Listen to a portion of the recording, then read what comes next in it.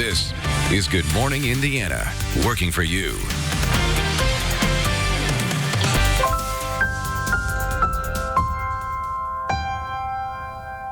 Right now at 6 on Good Morning Indiana.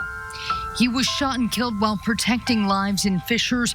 Now Canine Harley will be laid to rest. Your chance today to honor and remember his sacrifice. We're waking up to areas of fog this morning across central Indiana. We'll let you know when the fog is going to lift and when the sunshine is set to return. They came, they marched, and they rallied. This morning, we're looking at what's next after thousands of teachers turned out for the Red for Ed movement.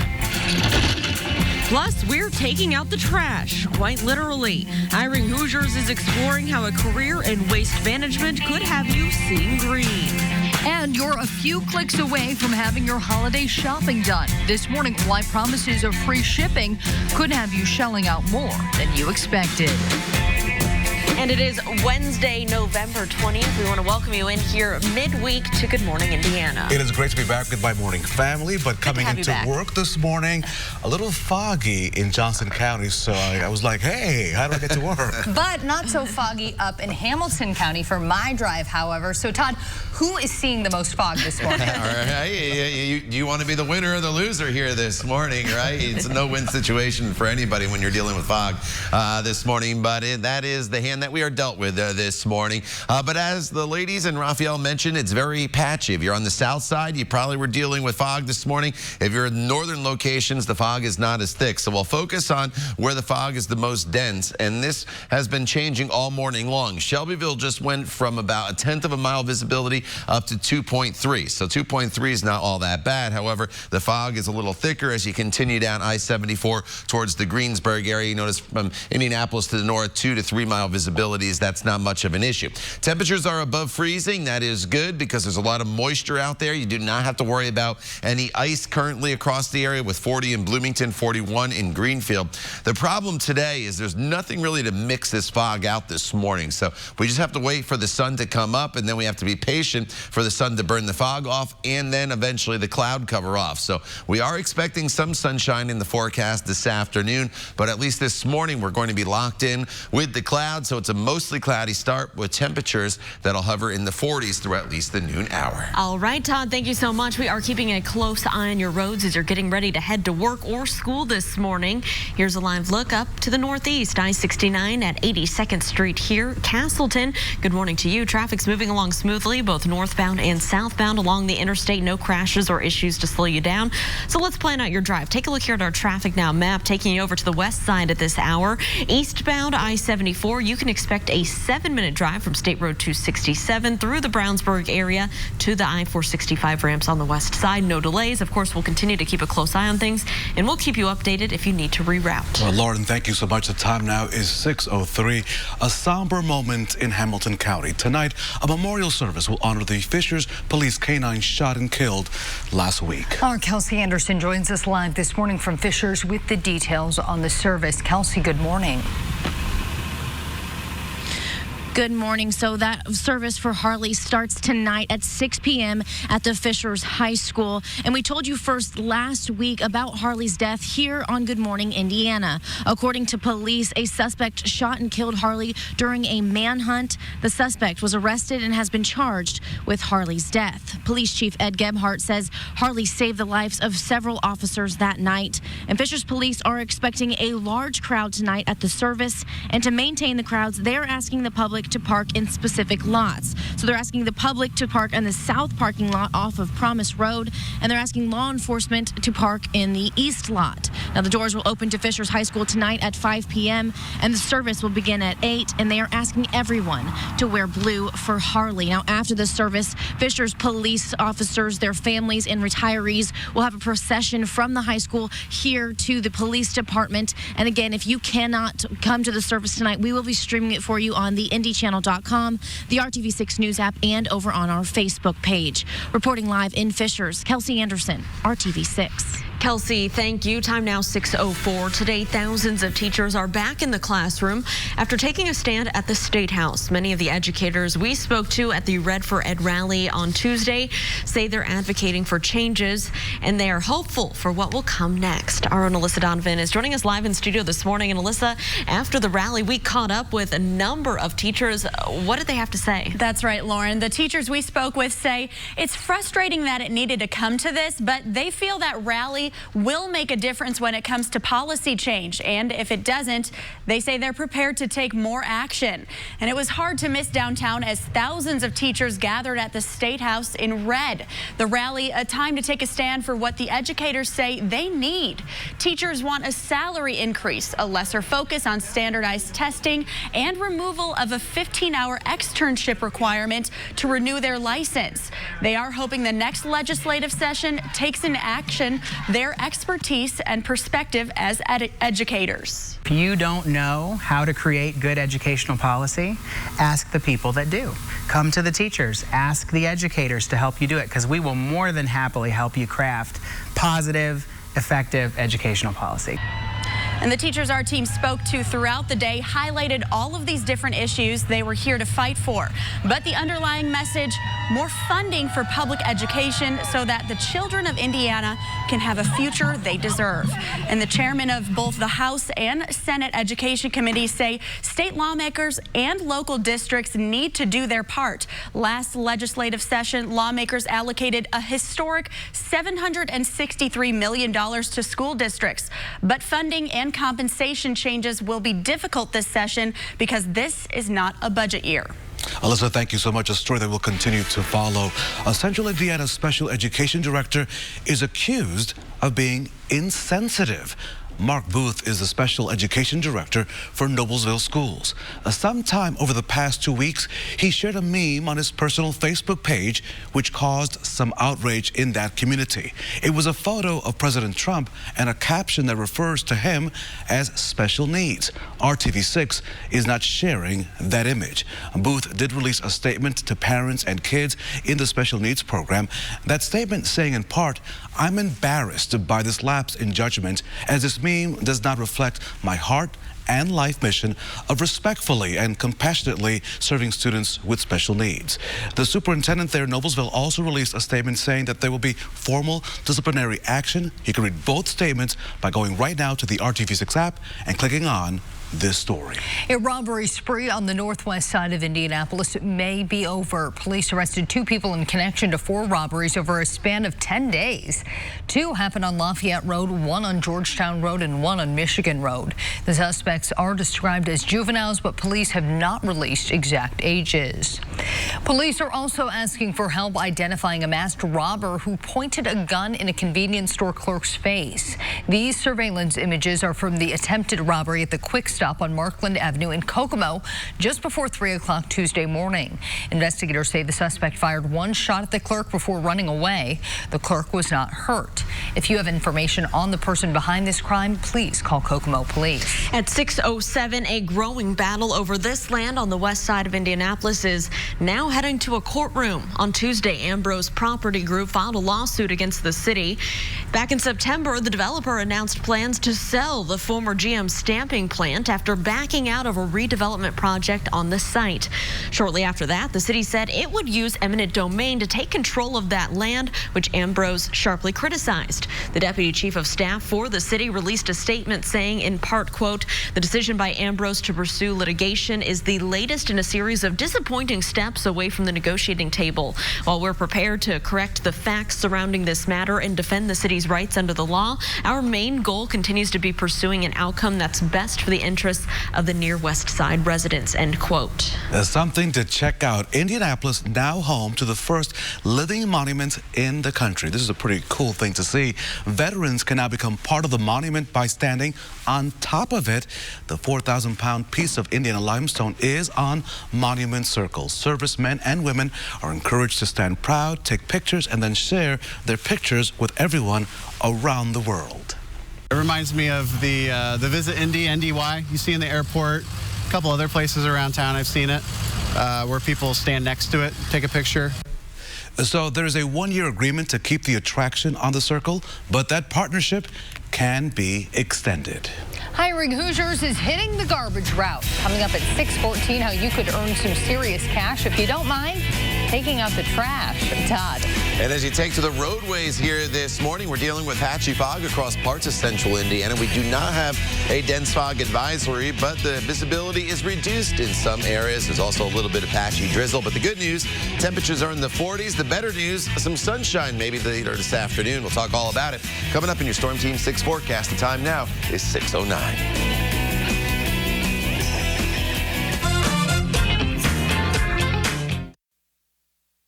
It is 6:12 on your Wednesday, November 20th. Here's a live look at your commute over on the northwest side. I-65 here near 38th Street, and you can see by all the headlights out there, traffic is really picking up on that side of town at this hour, but it's traveling up to speed. That is the good news this morning.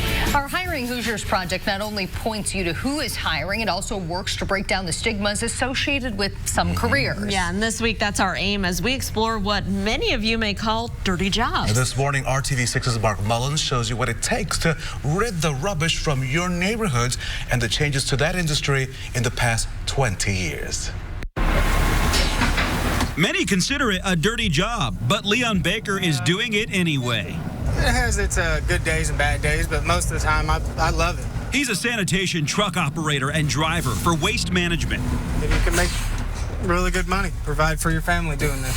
He's been hauling away trash around here for 15 years. He remembers those days of yesteryear when garbage workers braved the conditions and put a strain on their bodies. In the past, when you think about waste removal or what we do, you think a lot of labor, a lot of handling trash, throwing trash, being sore. What's changed in the last 15 to 20 years is the technology on these type of trucks, making them easier to operate, making this position more attractive to applicants. They think of the guy on the back throwing trash, and they don't think about the technology where the truck does most of the work now. So once they come aboard and they see that, you know, most of our candidates are pretty happy with how the industry is turning overall. From his cab, Leon can collect trash and cover a larger neighborhood alone in a fraction of the time. The buttons and joystick operate this extending arm to collect trash bins. No more spending time in harsh elements. No more heavy lifting. No more bringing home a foul stench. Leon says you need to be comfortable behind the wheel to love this gig in the rig. But he admits the dirtiest part of the job comes from Mother Nature. You might, be in for an 8-hour day, but if it snows 3 inches, it might turn into a 12-hour day. To me, that's always been the worst part. And the best part? It's really good pay, good benefits, a good work environment. Good people work here. Working for you on Indianapolis's North Side, Mark Mullins, RTV6. Mark, thank you so much. Waste Management says you'll need a CDL Class B license to operate one of their trucks. The company has a training center to help new hires get specialized licensing, starting pay between $20 to $30 an hour. Waste Management is hiring, and we also checked with other larger sanitation companies in the region. You can find those job postings and their links in this story. It's all waiting for you right now at our website, hiringhoosiers.com. Indiana's unemployment rate continues once again to stand below the national average. The new report for the month of October shows it at 3.2%, unchanged from September. It's lower than a year ago at this time and lower than the national average of 3.6%. Indiana's number is also the lowest among our neighboring states of Ohio, Illinois, Kentucky, and Michigan.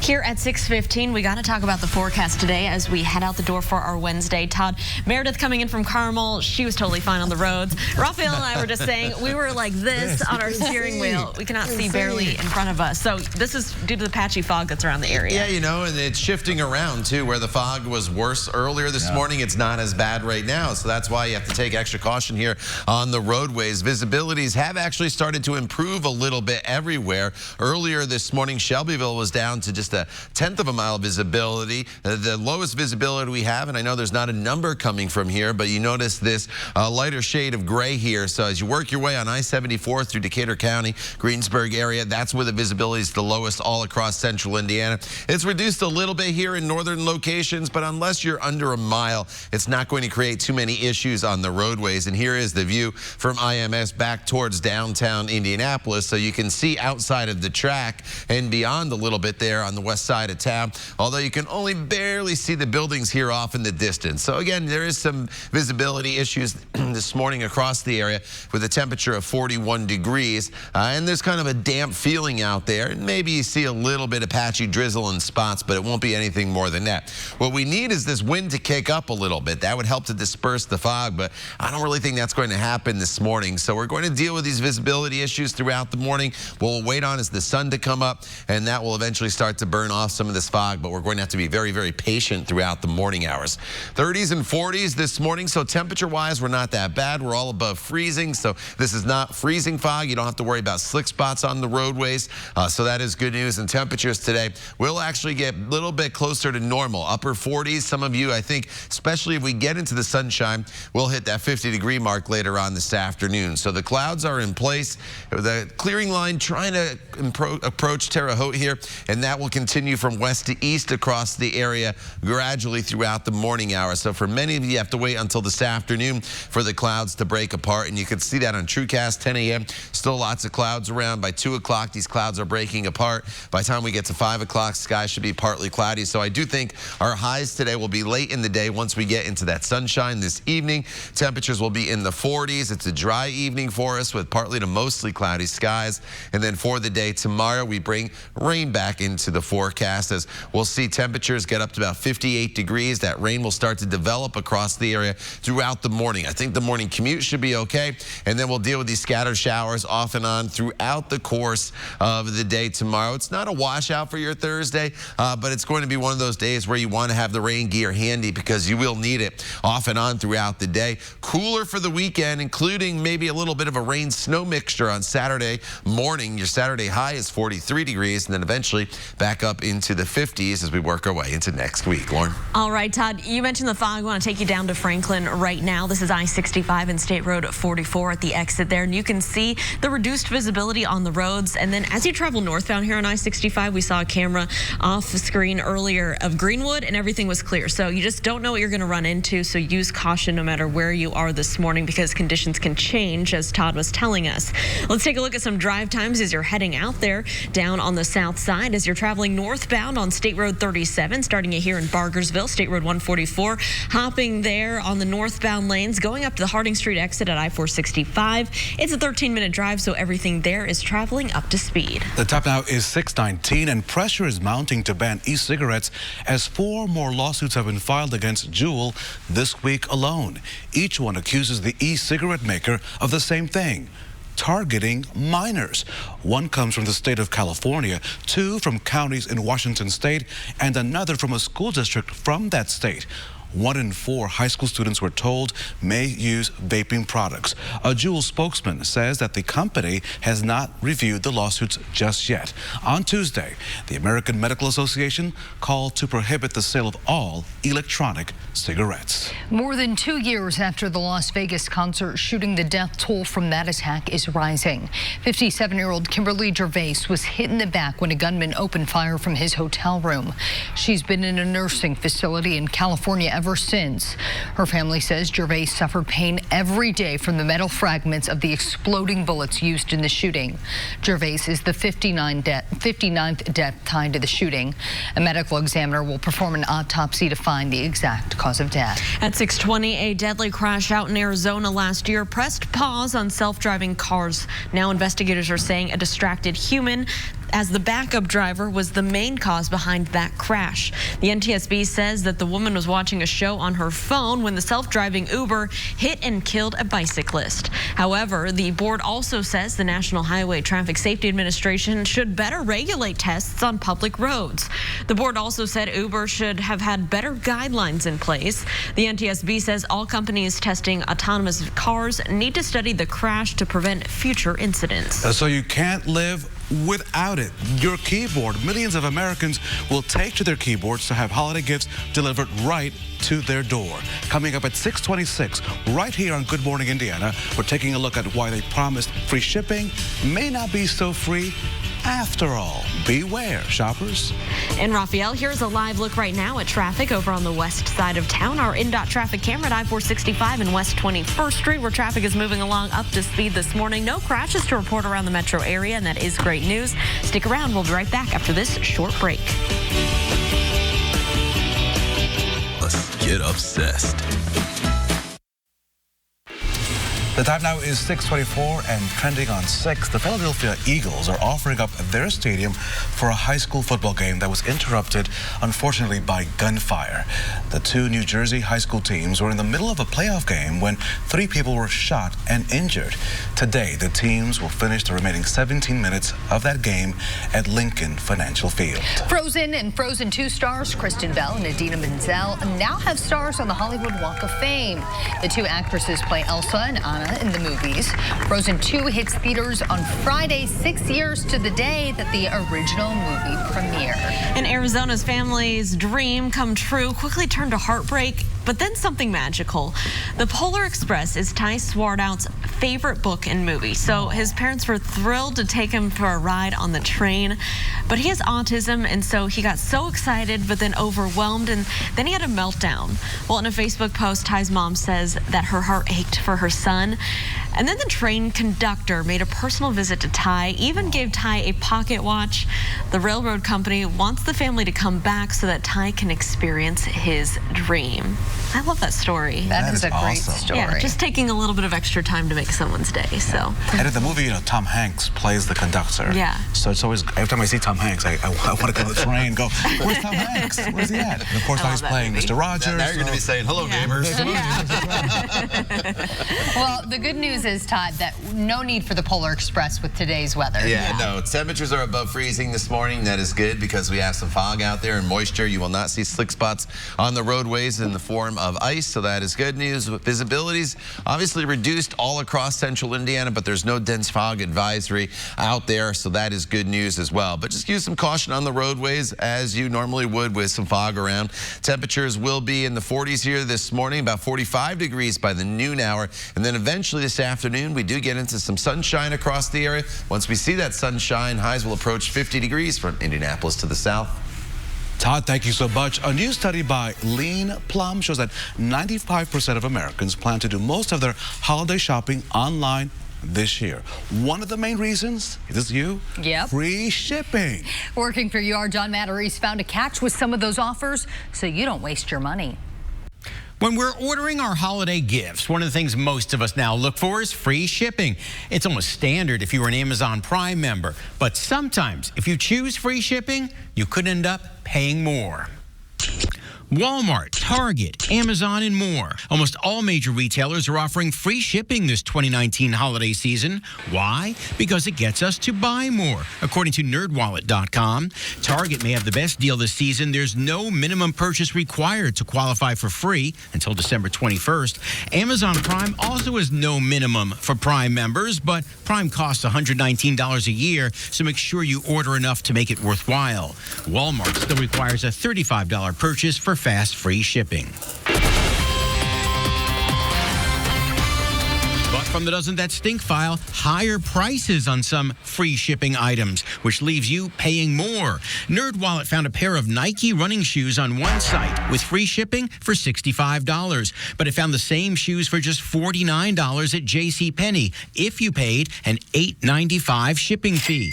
In the end, the free shipping deal would have cost you $8 more and had you saying, "Doesn't that stink?" So take your time comparing prices. On some sites, free shipping may have been added into the price of the product. So when comparing deals, don't ignore one just because the words free shipping don't pop up. That may be the better deals. You don't waste your money. Working for you, I'm John Matarese. Good morning, Indiana. Some good advice. Thank you, John. For more cost-saving tips and ideas, visit the money section of our website, theindychannel.com. Here at 6:28, after months of investigating, doctors in Scotland have finally figured out what caused a man to get seriously ill. And you could have this culprit in your home as well. Listen to this story. So Martin Taylor suddenly started getting dizzy and and he was having trouble breathing. His condition got worse for months until a doctor asked what kind of bedding he was using. So it turns out he had just bought a new down duvet and pillows right before he got sick. Doctors say Taylor was suffering from feather duvet lung disease. Never heard of that before. It's basically an allergy to birds. Oh. After a few months of steroid treatment and new bedding, of course, Taylor is nearly back to his old self. Now on Good Morning Indiana on this Wednesday morning, it's your 6:30 a.m. news feed. Metro Police say a shooting that happened on South Talbot Street started as a prearranged fight between two groups of adults. Officers say the fight was not supposed to involve guns, but someone brought one and opened fire.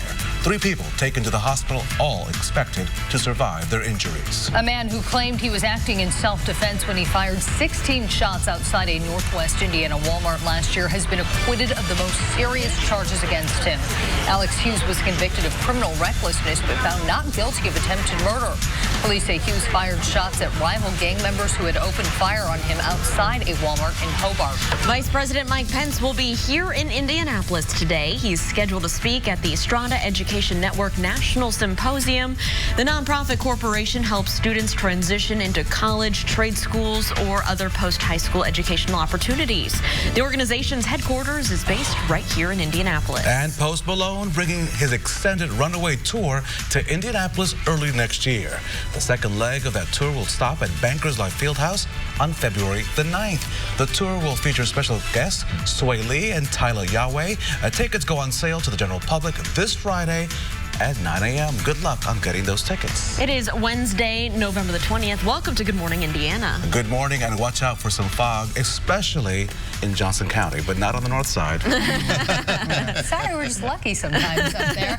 And Todd, the good news is once that fog clears out, we're in store for a fairly nice day today. Yeah, you know, it's going to be back to seasonable levels, which I haven't been able to talk about in a while here. You have to go back to Sunday of last week when we had temperatures that were at or above normal. But this morning, it is fog that is the issue for us. Now, I will point out that the temperatures range this morning from 37 to 42 degrees, and that's key because it's not freezing fog. We don't have to worry about any moisture that's on the roadways freezing and creating slick spots, but nonetheless, it's the visibilities that are an issue. They're not terrible, and we do not have a dense fog advisory this morning, but the worst of the fog, as Raphael mentioned, is south of the city, especially as you get into Decatur County and over towards the Greensburg area, so be aware of that. As far as the clouds go, even once we get rid of the fog, which is just a cloud on the ground, we still have clouds higher up in the sky, and those are going to move out gradually here throughout the day. So you have to be patient. Not much sunshine here throughout the morning hours with temperatures that'll climb through the low 40s. But once we get to this afternoon, I am expecting sunshine. Once you see that, that's when the temperatures will take a nice jump forward. We'll talk more about that forecast coming up in just a few minutes. And Todd, we're talking about the fog, and we want to show you it from our INDOT traffic camera. This is down in Johnson County at I-65 and State Road 44. A good view of what you can see out there. But the good news is you can see, looking at this camera, traffic's still traveling up to speed. Just remember to use those low beams as you're heading out there and use caution.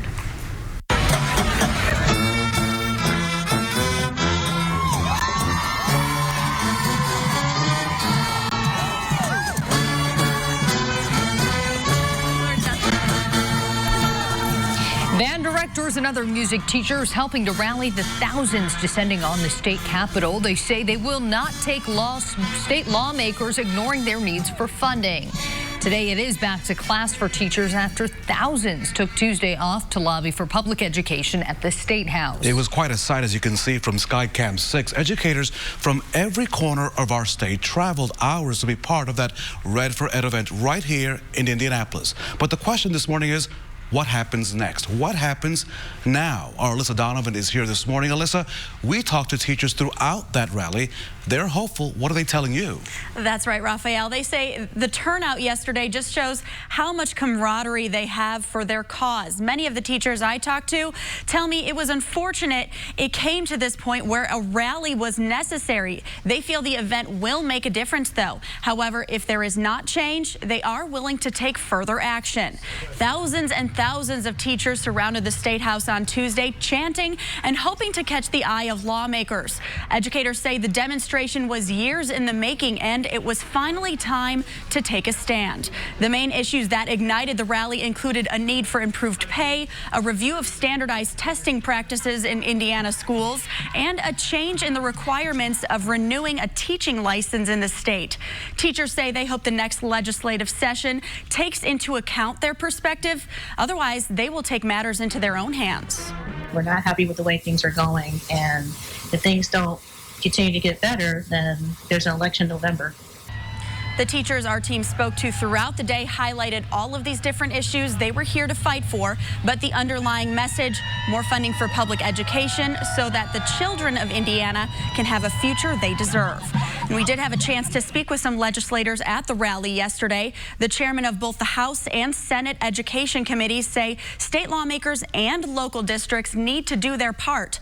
Last legislative session, lawmakers allocated a historic $763 million to school districts. But funding and compensation changes will be difficult this session because this is not a budget year.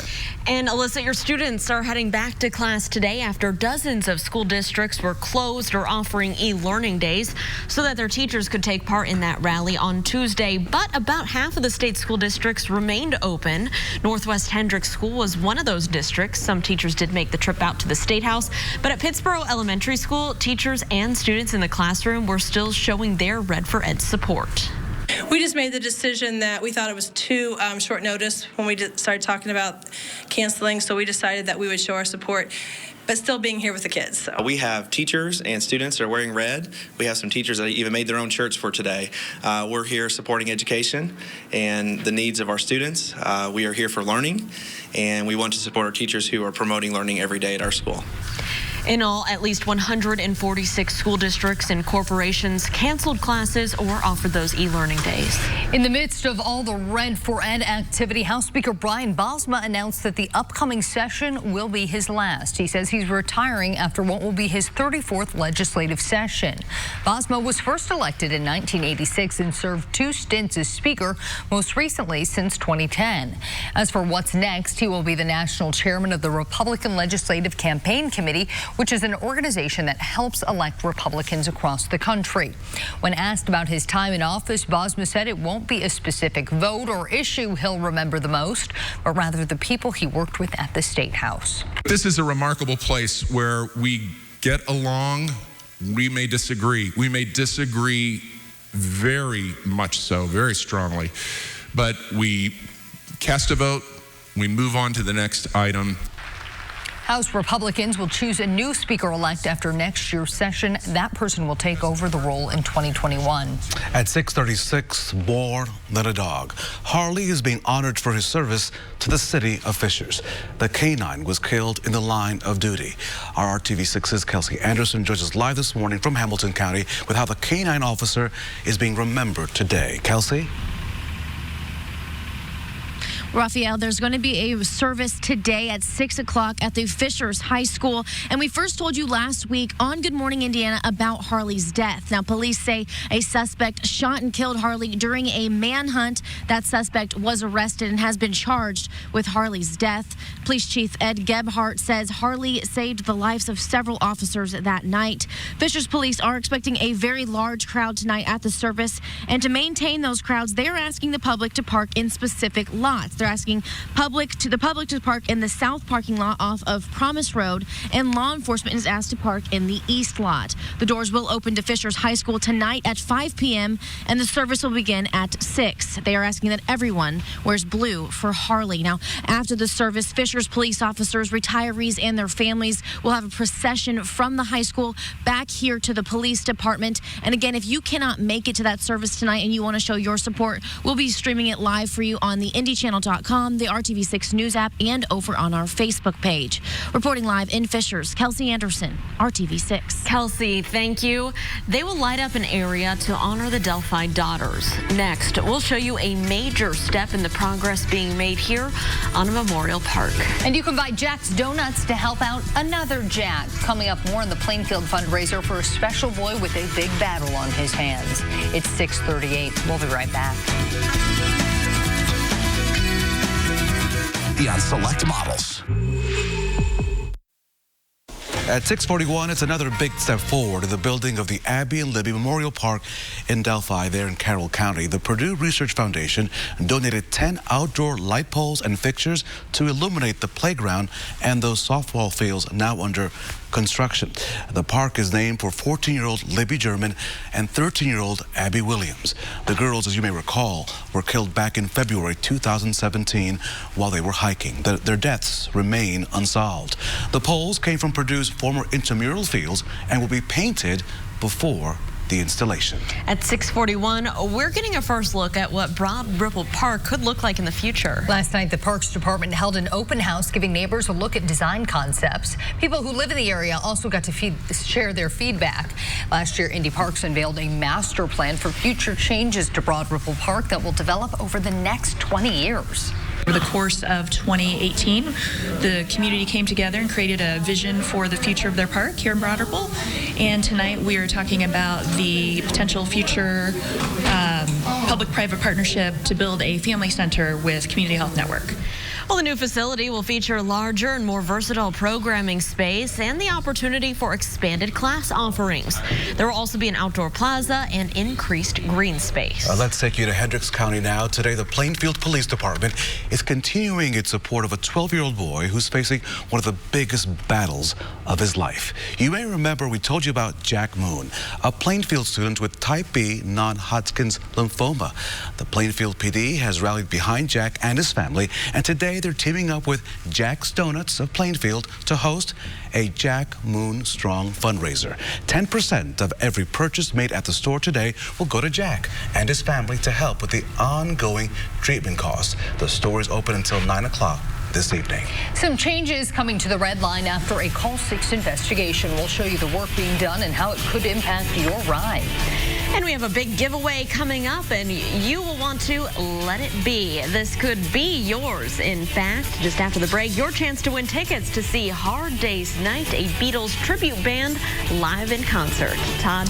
As you walk out the door this morning, you are walking out to a damp morning with patchy dense fog across the area. So you'll have to use a little bit of caution on the roadways. The good news is temperatures this morning are in the 40s for the duration of your morning commute, and even the 50s will be possible later on this afternoon. We'll talk about the rest of today and beyond coming up when Good Morning Indiana continues. The time now is 6:43.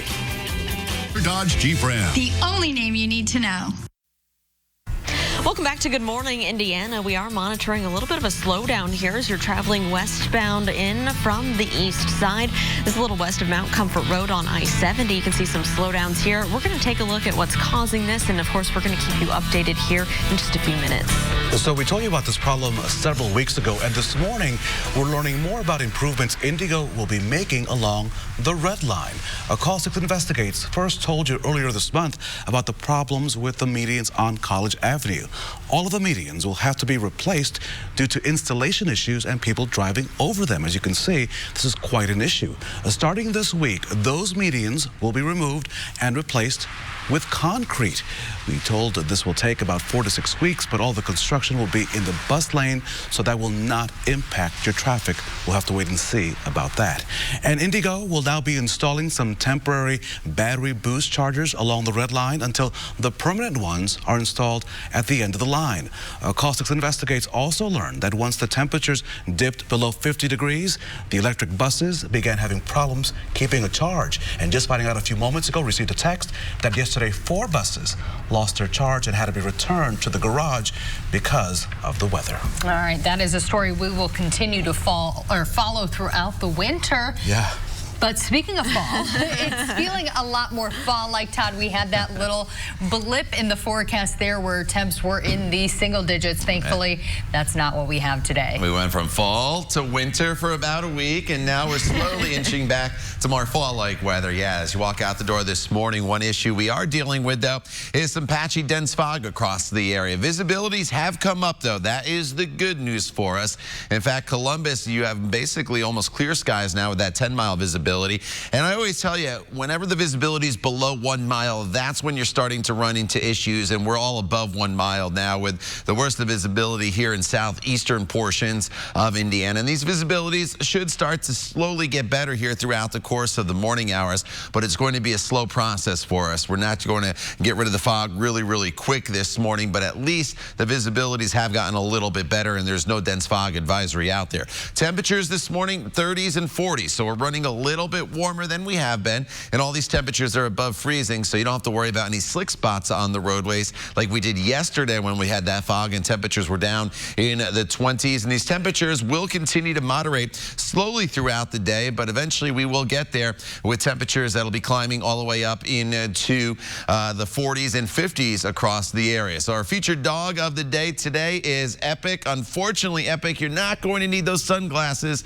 until later in the afternoon. So if you're heading out for a walk here this morning, it's a little on the damp side, but eventually we'll start to thin these clouds out, working our way into the afternoon hours, and temperatures will get up into the 40s. And of course, you could send your dog pictures to my Facebook page, Todd Clausen RTV6, and we'll get you on the air eventually. Just got to be patient, though. I have quite a few in the queue here lined up in the coming days and weeks. So the clouds are in place. Even once we get rid of the fog, which is the cloud on the ground, we still have clouds higher up in the sky. But you notice the clearing line is back off to our west, and that's slowly going to start to inch our way. So while I'm not expecting much in the way of sunshine this morning, once we do get into the afternoon hours, these clearer skies should start to work in, and the skies will start to brighten just a little bit. The one thing you don't have to worry about, at least for today, is any precipitation. That changes for the day tomorrow. Tomorrow, we're going to be dealing with rain showers off and on throughout a good chunk of the day. The morning commute should be okay with just cloudy skies,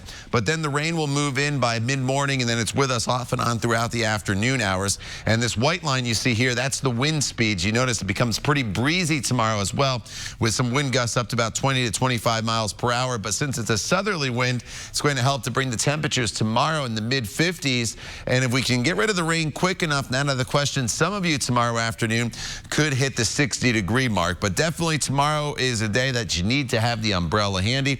Behind that front, colder though for the weekend, including a rain-snow mixture potentially on Saturday morning, and then temperatures slowly moderate once we get back into next week with highs Monday and Tuesday, Lauren, that'll be up in the 50s. All right, Todd, thanks so much. Want to take a look right now again to our east. This is our NDOT traffic camera at I-70, just a little bit east of Mount Comfort Road. This is near County Road 400 West. Traffic in the westbound lanes picking back up after a brief slowdown. So if you're heading into the Indianapolis area from parts like Greenfield, Knightstown, Newcastle, you shouldn't have any problems there. You can take I-70 westbound without delay.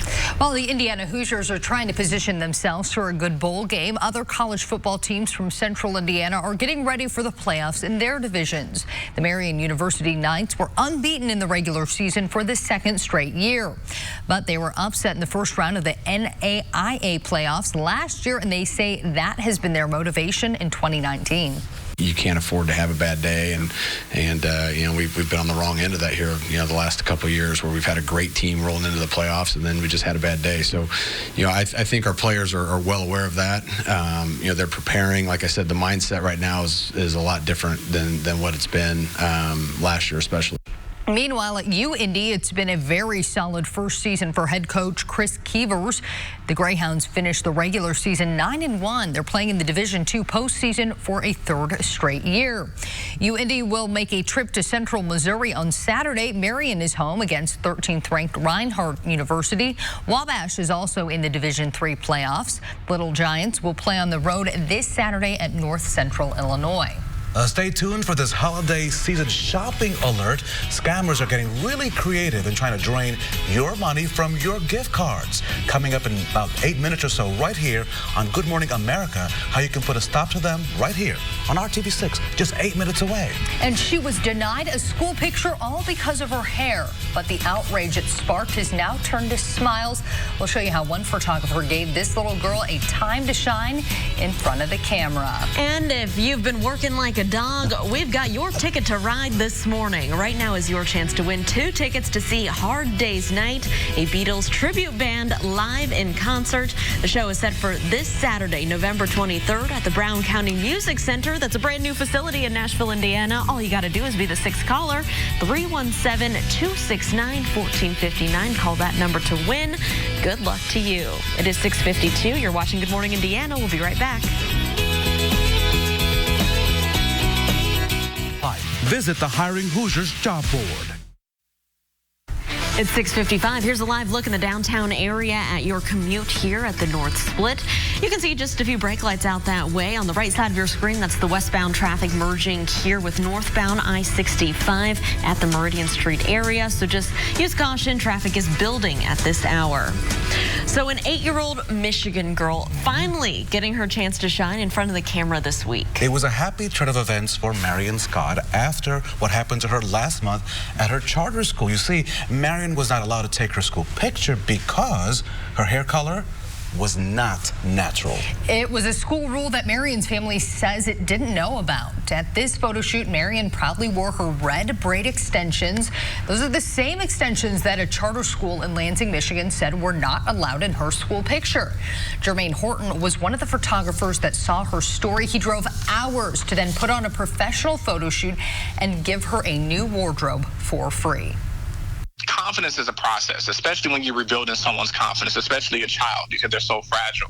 So we want to make sure that she feels not just great that day, but going forward, that it's ongoing, that she still feels that support. Thank you, and I appreciate it, and I love the support. Marion's father says he hopes this leads to more conversation about equity in school policies.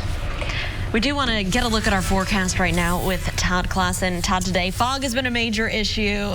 What can we expect out there? You know, fog this morning, it's getting better, though. That is the good news. There's no dense fog advisory. And then hopefully by this afternoon, we can break these clouds apart and get some sunshine in here. It's going to be a gradual process, though, across the area. But once we do get some sunshine, 50 degrees, rain returns to the forecast tomorrow by mid-morning, so have the umbrella handy.